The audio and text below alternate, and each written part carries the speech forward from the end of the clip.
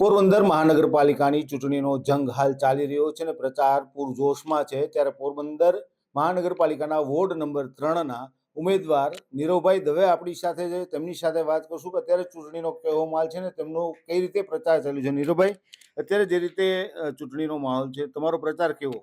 સૌપ્રથમ તો આપની ચેનલ પોરબંદર ખબરના માધ્યમથી પોરબંદરની જનતા અને ખાસ કરીને વોર્ડ નંબર 3ની જનતાને હું મારા વંદન અને નમસ્કાર કહું છું. પોરબંદરમાં જ્યારથી ભાજપની સરકાર છે એમાં અમારા પૂર્વ કેબિનેટ મંત્રી બાબુભાઈ બોખીરિયા સાહેબ, હાલના કેબિનેટ મંત્રી અર્જુનભાઈ મોઢવાડિયા સાહેબ, અમારા જિલ્લા પ્રમુખ ચેતનાબેન તિવારી, અમારા મુખ્યમંત્રી ભૂપેન્દ્રભાઈ પટેલ અને નાયબ મુખ્યમંત્રી હર્ષભાઈ સંઘવી અને અમારા પાર્ટીના અધ્યક્ષ જગદીશભાઈ વિશ્વકર્મા અને રાષ્ટ્રીય નેતૃત્વ કરનાર મોદી સાહેબ, અમિતભાઈ શાહ સાહેબ અને નીતિન નવીનજી જ્યારથી સરકાર છે ત્યારથી પોરબંદરમાં ભારતીય જનતા પાર્ટીના શાસનથી વિકાસની હરણફાળા માટે થઈને વિકાસના કાર્યો થયા જ છે અને પોરબંદરની જનતાને ખાસ કરીને વોર્ડ નંબર 3ની જનતાનો પણ પૂરતો સાથ સહકાર અને અમને મળે જ છે. આ વિસ્તારના ખાસ કરીને તમે કયા પ્રશ્નો હલ કરશો અને આ વોર્ડને કેવો બનાવશો? પોરબંદરનો આમ એક રીતે જોવા જઈએ તો ભૌગોલિક પરિસ્થિતિની હિસાબે વોર્ડ નંબર 3 છે એ ખૂબ મોટો વિસ્તાર છે. અમારે નસન ટેકરીથી લઈને છેક દિગ્વિજયગઢ, રાજીવનગર, પરેશનગર, ધનલક્ષ્મી સોસાયટી, સીતારામનગર, રાંગાવ જેવા વિસ્તાર આવે છે અને આ વિસ્તારમાં જ તે લગભગ નવી તમામ સરકારી કચેરીઓ આ વિસ્તારમાં બનવાની છે. મહાનગરપાલિકાનું નવું ભવન પણ પોરબંદરમાં આ વિસ્તારમાં બનવાનું છે. સાથે સાથે અમારા કેન્દ્રીય મંત્રી મનસુખભાઈ માંડવિયા સાહેબ છે, જેમનું ડિપાર્ટમેન્ટ યુવક સાંસ્કૃતિક વિભાગ છે. અત્યારે હાલમાં સ્પોર્ટ્સ સંકુલ છે હરિમંદિરની સામે, એને પણ અદ્યતન સુવિધા સાથે આંતરરાષ્ટ્રીય કક્ષાનું જે સ્પોર્ટ્સ સંકુલ બનવાનું છે એ પણ અમારા વોર્ડમાં બનવાનું છે. ખાસ કરીને જોવા જઈએ તો પોરબંદરના જનતાને જે કંઈ સરકારી કચેરીઓનો જે કંઈ ઉપયોગ થતો હોય છે, તમામ સરકારી કચેરી પોરબંદરમાં આ વિસ્તારમાં બનવાની છે. એટલે આ વિસ્તાર અમારો ખૂબ ડેવલપમેન્ટ વિસ્તાર બનવાનો છે અને મહાનગરપાલિકા બની છે પ્રથમ વખત છે.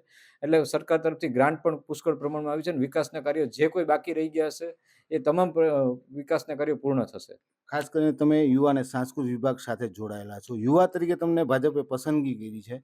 યુવા તરીકે તમે આ વિસ્તારના વોર્ડના લોકોને શું કહેશો? યુવા માટે થઈને મારી પસંદગી કરી છે એના માટે હું ભારતીય જનતા પાર્ટીના પોરબંદર શિસ્ત નેતૃત્વ, ગુજરાત રાજ્ય અને રાષ્ટ્રીય નેતૃત્વનો તમામનો હું આભાર વ્યક્ત કરું છું.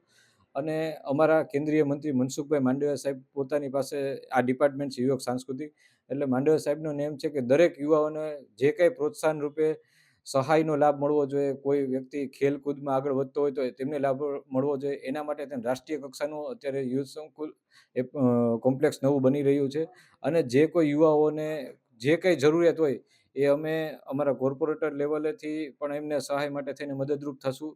પ્લસ અમારા ધારાસભ્ય શ્રી અર્જુનભાઈ મોઢવાડિયા સાહેબ, બાબુભાઈ બોખીરિયા સાહેબ, પૂર્વ ધારાસભ્ય શ્રી અને રાજ્ય સરકાર તરફથી, કેન્દ્ર સરકાર તરફથી જે કોઈ યોજનાઓનો એને લાભ લેવામાં આવતો હશે એમાં અમે મદદરૂપ થશું.